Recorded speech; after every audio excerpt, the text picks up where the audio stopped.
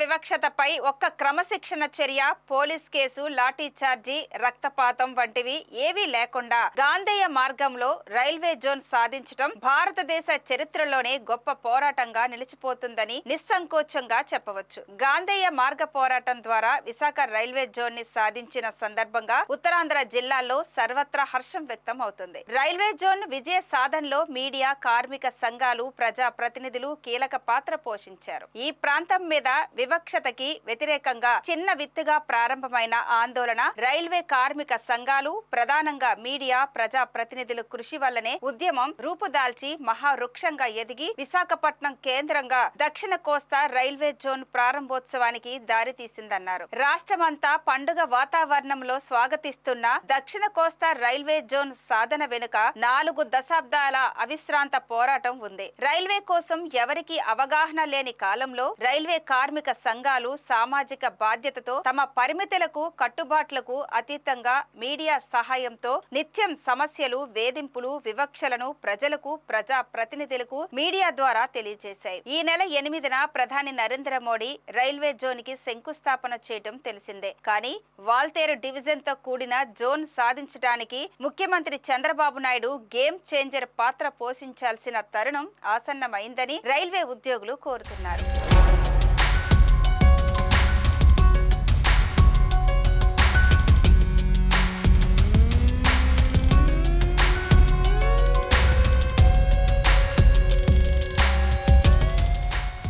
నిత్యం Voltaire division, Uttarandhra జిల్లాలకు జరుగుతున్న అన్యాయంపై ప్రసార మాధ్యమాల ద్వారా వార్తలు వస్తుండటంతో అన్ని వర్గాలలో అనూహ్య చైతన్యం వెల్లివిరిసింది. ప్రతిఫలంగా ఉత్తరాంధ్రనే కాక నవ్యాంధ్రప్రదేశ్ దిశ మార్చేసి రైల్వే జోన్ మంజూరయ్యి శంకుస్థాపన కూడా జరిగిపోవడం విశేషం.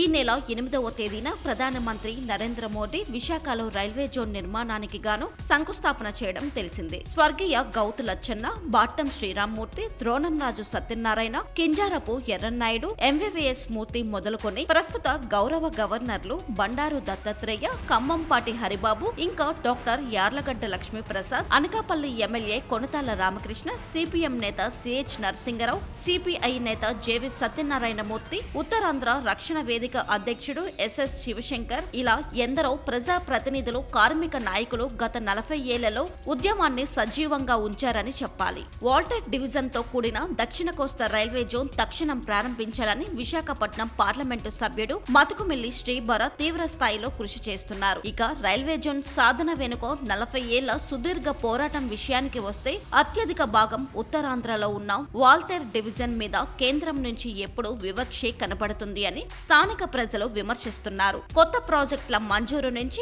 కొత్త రైలు మార్గాలు, కొత్త రైళ్లు, అదనపు బెర్తలు, కొత్త పోస్టులు, ఉద్యోగ నియామకాలు, ఇలా అన్నింటిలో ఆగ్నేయ రైల్వే, ఈస్ట్ కోస్ట్ రైల్వే ఆధ్వర్యంలో బాగా అన్యాయానికి గురయ్యామన్న బాధ ప్రజల్లో ఉంది. ఈ వివక్ష మీద పోరాటం 1985 నుంచే మొగతొడిగింది అని గుర్తు చేసుకోవాలి. క్రమేణా అఖిలపక్షం నాయకులతో రైల్వే జోన్ సాధన సమితి కూడా ఏర్పాటయ్యింది. 1997 ఆగస్టులో అప్పటి ప్రధాని మంత్రి హెచ్డి దేవేగౌడ భువనేశ్వర్లో ఈస్ట్ కోస్ట్ రైల్వే జోన్ కు శంకుస్థాపన చేయగా వాల్తేర్ డిఆర్ఎం కార్యాలయం ఎదుట న్యాయం కావాలని అఖిలపక్షం ధర్నా చేయడం తెలిసిందే.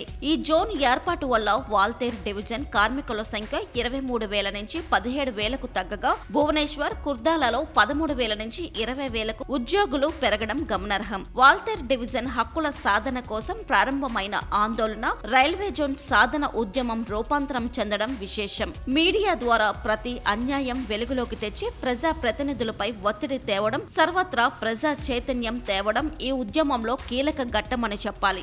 రాష్ట్ర విభజన చట్టంలో రైల్వే జోన్ ప్రస్తావన ఉన్నా వివిధ కారణాలతో ఇప్పటి వరకు ఆంధ్రుల కళ నెరవేరకపోవడం తీవ్ర దుమారం రేపింది. రాష్ట్రంలో ఉన్న వాల్తేర్, విజయవాడ, గుంటూరు, గుంతకల్లులకు ఒక ప్రత్యేక జోనల్ హెడ్ క్వార్టర్స్ విశాఖపట్నంలో వస్తుంది. రైల్వే జోన్ ఏర్పాటు పనులు, కార్యకలాపాలు వెంటనే ప్రారంభించాలని రైల్వే యూనియన్లు, ప్రజలు కేంద్ర ప్రభుత్వాన్ని డిమాండ్ చేస్తున్నారు. జోన్ ప్రారంభోత్సవం అవ్వగానే కార్యకలాపాలు ప్రారంభించడానికి అవసరమైన భవనాలు ఇప్పటికే విశాఖలో సిద్ధంగా ఉన్నాయని కేంద్రం గుర్తు గుర్తించాలి. జోనల్ కార్యాలయ భవనాలు సిద్ధం అవ్వాల్సిన అవసరం ఏమాత్రం లేదు. అలా అయితేనే సత్వరం ప్రయోజనాలు అందుబాటులోకి వస్తాయి. లేకపోతే ఇప్పటికే వందలాది ఖాళీ పోస్టులు ఈస్ట్ కోస్ట్ జోన్ కి తరలిపోతున్నాయని ఆందోళన వ్యక్తమవుతుంది. రైల్వే జోన్ వస్తే ఆంధ్రప్రదేశ్ రైల్వే సమస్యల కోసం మాట్లాడడానికి జనరల్ మేనేజర్ స్థాయి అధికారి రాష్ట్ర ముఖ్యమంత్రికి అందుబాటులో ఉంటారు.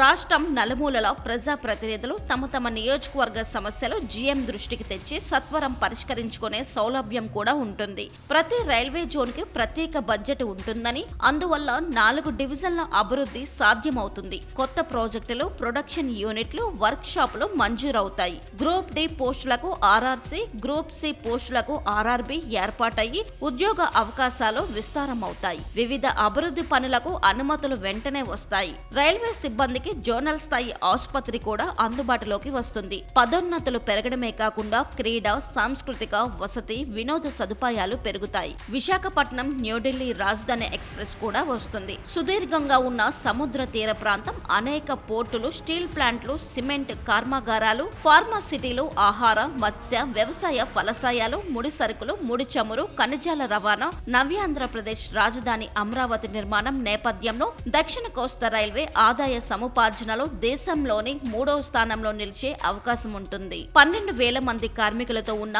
దేశంలోని మొత్తం 71 డివిజన్లలో వాల్తేర్ డివిజన్ ఉద్యోగుల సంఖ్యా పరంగా 40వ స్థానంలోని, ఆదాయంలో 10వ స్థానంలోని ఉంది. ఇంతటి ప్రాధాన్యత గల వాల్తేర్ డివిజన్ తో కూడిన జోన్ సాకారం అయినప్పుడే ఉత్తరాంధ్ర చిరకాల స్వప్నం నెరవేరుతుంది అనడంలో సందేహం లేదు. విశాఖకు 200 కిలోమీటర్ల పరిధిలో విజయవాడ డివిజన్ ఉన్నందున వాల్తేర్ డివిజన్ రద్దు చేసి సౌత్ కోస్ట్ రైల్వే జోన్ ఇవ్వాలన్నది కేంద్రం ఉద్దేశంగా ఉంది. కానీ వాల్తేర్ డివిజన్ తో కూడిన జోన్ సాధనలో రాష్ట్ర ముఖ్యమంత్రి చంద్రబాబు నాయుడు గేమ్ చేంజర్ పాత్ర పోషించాలి అని రైల్వే యూనియన్ నేతలు ముక్తకంఠంతో కోరుతున్నారు. 125 ఏళ్ల ఘన చరిత్ర గల వాల్తేర్ డివిజన్ కాలగర్భంలో కలిసిపోకుండా చూడాల్సిన కీలక బాధ్యత ఉత్తరాంధ్ర ప్రజా ప్రతినిధుల మీద ఎంతైనా ఉంది. ఈ డివిజన్ పరిధిలో 112 రైల్వే స్టేషన్లు ఉన్నాయి. విశాఖ స్టేషన్ కి రోజుకి 150 నుంచి 160 రైళ్లు వస్తుండగా ప్రతిరోజు సుమారుగా 50,000 వరకు ప్రయాణికులు రాకపోకలు సాగిస్తున్నారు.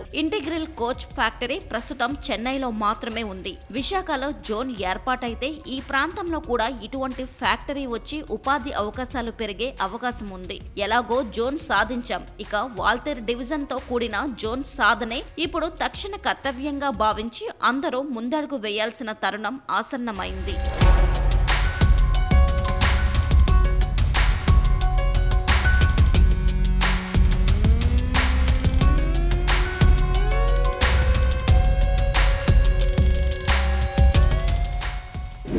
నా పేరు చలసాని గాంధీ అండి.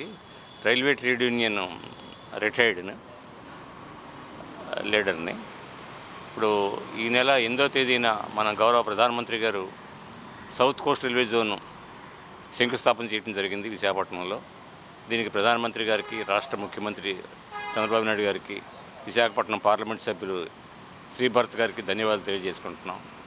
ఇది సుదీర్ఘ కాలం పెండింగ్లో ఉన్న సమస్యని ఈ ప్రభుత్వం ఫైనలైజ్ చేసి శంకుస్థాపన చేయడం అన్నది ఆంధ్రప్రదేశ్ ప్రజల్లో కాకుండా ఉత్తరాంధ్ర స్పెషల్గా అందరం కూడా సంతోషంతో ఉన్నాం. రైల్వే కార్మికులు కూడా సంతోషంతో ఉన్నాం. ఇది ఈ సందర్భంలోనే మన ప్రధానమంత్రి గారికి, ముఖ్యమంత్రి గారికి, విశాఖపట్నం పార్లమెంట్ సభ్యులకు కూడా భరత్ గారికి మా విన్నపం ఏంటంటే త్వరలోనే దీని కార్యకలాపాలు ప్రారంభించేటట్టుగా ఒక జనరల్ మేనేజర్ని ఇక్కడ నియమించేటట్టు ఏర్పాట్లు చేయాలని చెప్పేసి మేము మనవి చేసుకుంటున్నాం. ఈ సందర్భంలో జోన్కైతే శంకుస్థాపన జరిగింది, కానీ రైల్వే కార్మికులు ఈ రోజున ఒక క్లారిటీ లేని పరిస్థితిలో ఉన్నారు. ఎందుకంటే 2019లో ఆర్డర్ ఇచ్చినప్పుడు వాల్తేర్ డివిజన్ రద్దు చేసి రాయగడ డివిజన్ పెట్టి కొంత భాగాన్ని రాయగడ డివిజన్లో కలిపి ఈస్ట్ కోస్ట్ రైల్వేలో ఉంచి మరి మిగిలిన భాగాన్ని విజయవాడ డివిజన్లో కలిపి సౌత్ కోస్ట్ రైల్వే జోన్లో పెడతామని చెప్పేసి అప్పుడు 2019లో రైల్వే బోర్డు ఆదేశాలు ఇవ్వడం జరిగింది.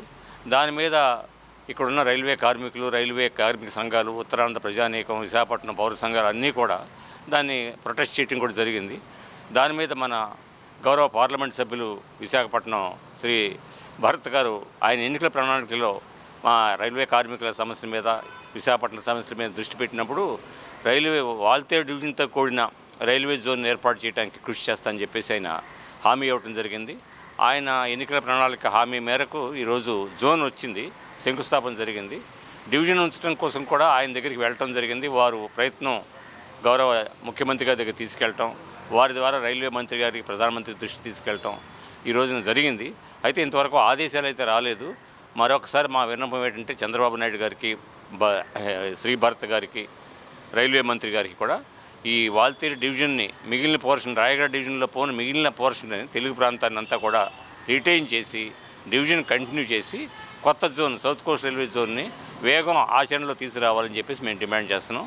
దీనికి ఆచరణలో రావాలంటే వెంటనే దీనికి జనరల్ మేనేజర్ని పోస్టింగ్ ఇవ్వాలని చెప్పేసి కూడా డిమాండ్ చేస్తున్నాం. కారణం ఏంటంటే 6వ తేదీన, ఈ నెల 6వ తేదీన మన గౌరవ ప్రధానమంత్రి గారు రాయగడ డివిజను జమ్మూ కాశ్మీర్లో ఉన్న జమ్మూ డివిజన్ను ప్రారంభించి అదే రోజున డివిజనల్ రైల్వే మేనేజర్ని నియమించడం జరిగింది అక్కడ కార్యకలాపాలు ముందుకు తీసుకెళ్ళడానికి.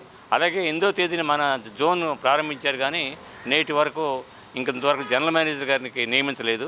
ఇది వెంటనే జనరల్ మేనేజర్ నియమించి జోన్ యొక్క పరిధిని, అంటే జ్యూరిస్డిక్షన్ని డిసైడ్ చేసి వాల్తేరు డివిజన్ను మిగిలిన ప్రాంతాన్ని రిటైన్ చేసి Waltair division, Vijayawada division, Guntur, Guntakal division 4 డివిజన్లు కలిపి ఈ సౌత్ కోస్ట్ రైల్వే జోన్లో పెట్టి వెంటనే ఇక్కడ జోన్ కార్యకలాపాలు ప్రారంభించడానికి కూడా అనువైన బిల్డింగ్లు ఖాళీగా ఉన్నాయి.